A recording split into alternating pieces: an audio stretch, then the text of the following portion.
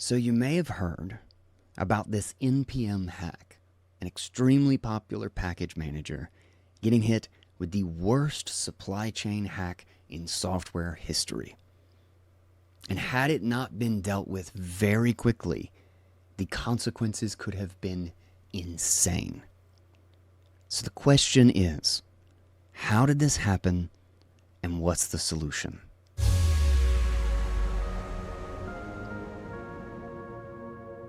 So on September 8th, hackers phished a top maintainer. It's Kix, but it's Josh Junin. And it was a fake NPM email from support@npmjs.help, which, pretty clever, tricked him into updating his two-factor and took over his account. This is where they proceeded to put malicious code into 18 uber popular packages that collectively receive over 2 billion downloads every week. And what it would do is it would literally just change what was being displayed. So if it ever saw that you were copying or displaying a Bitcoin address or a crypto address, it would change it to the hacker's address just at the surface level. So you know when your wallet displays a QR code that says pay me here, it would actually go to the hacker and not your wallet. And due to the astronomical scale of this hack, the hackers managed to walk away with $50 in crypto. Only because the maintainer caught it almost immediately, alerted everybody, and there was a broad and immediate response to the infiltration. We got lucky. So let's talk a bit about the problem. Usernames and passwords. This ancient system is from 1960 at MIT so that multiple people could use the same local computer. But now we have managed to band-aid and pretzel this not very optimal system with two-factor and phone numbers and verify with emails and CAPTCHAs and all of this crap to make it work at the unbelievable scale and complexity that the web is today. And even with all of this stuff, the damage done every single year keeps getting worse. And the process of trying to log into services is less and less fun. Every single service you sign up to use is keeping a copy of your keys, of your username and your password. But thank God everyone has incredible security practices. Everyone uses randomly generated passwords. Everybody uses two-factor. Everybody makes sure that they have a solid backup. And of course, we reset them every few months to be sure, right? Of course not. People recycle passwords like they think it's good for the environment. Be a Planeteer. Recycle. We do. Honestly, as someone who has a thorough and very ritualized system for my security practices, I don't even like it. Proving who we are on the internet involves handing over all of the critical information needed to screw us. Even our payment systems work this stupid way. How do you pay for something? Do you push a payment to them? No.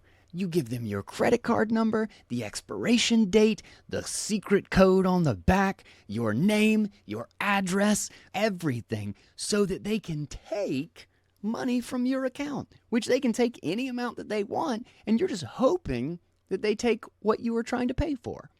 It's actually a miracle that anything works. These systems are so badly designed from a security and user-centric point of view that it's unbelievable that we don't get financially destroyed every single day that we exist on the internet. And this specifically makes all of these services massive honeypots. It gives them this treasure trove of our identity data, our payment data, our passwords, our email accounts. But here's the thing, is none of it actually has to work this way. It's just that we've hacked all of this together because it's the way we've always done it. There is actually a solution, and it's actually been around for a really long time. Local keys and digital signatures. So what does this look like? The website gives me a QR. I select Pub Keyring app, I scan, and I hit OK. That's it. Imagine if that could be the way that we interacted with and proved who we were on the internet. And here's the thing. That was a signature. I revealed no secret information to PubKey, the service I was logging into, at all. If this were a common practice, and we didn't have hundreds of thousands of usernames and passwords and personal data and payment information stored everywhere all over the internet, there'd be a lot less reason to hack all of these services. You don't give people your keys to prove who you are. You sign with keys that never leave your device, that stay local and protected and don't get copied in dozens or hundreds or even thousands of places all across the web. And importantly, this fixes phishing. This fixes the problem that Josh ran into. You don't even need a two-factor authentication because this is kind of what the point of having a two-factor is to get this level of security. And it obviously doesn't work because it still relies on emails and usernames and passwords. But if they had tried to get him to sign into the email, it still would have just signed him in to the account. The hackers don't get any information. They don't have any keys. They don't have a username and password. They don't have a two-factor to reset. You don't have to go freak out and change the account and the signatures. Everything still just works because the hackers didn't get anything of use. But in addition, you're actually signing the very URL and session that you are logging in. So you can just look on the app and you get a second shot of being like, oh yeah, this is not actually the right domain that I want to log into. And then the last thing is it's just beautiful. It's simple. It's easy.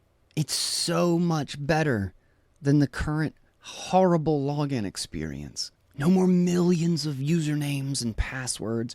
No more password managers with even more secure passwords. And two-factor and confirming with your email. And then confirming with your backup email to get into your regular email. And then confirming that with a text message and making sure that you can select all the stop signs. So if it's so amazing, why haven't we done it yet? Inertia and a lack of pain. The simple truth is that adopting a new system, even when it's this much better, is just a monumental task. And then, of course, we will also have a bunch of competing standards. Obligatory XKCD reference. But the point is, and what I think this hack shows, is that we're quickly moving from a nice-to-have to a need-to-have. This isn't just getting worse every year. It's accelerating, because everything we do online is becoming more and more integrated and more important. I genuinely think we will have to move to remote signing and push payment style systems like Bitcoin and PubKey on the web in order to maintain security. The question is, how much damage do we let happen before we bite the bullet and make the change? But that's just my 2 cents.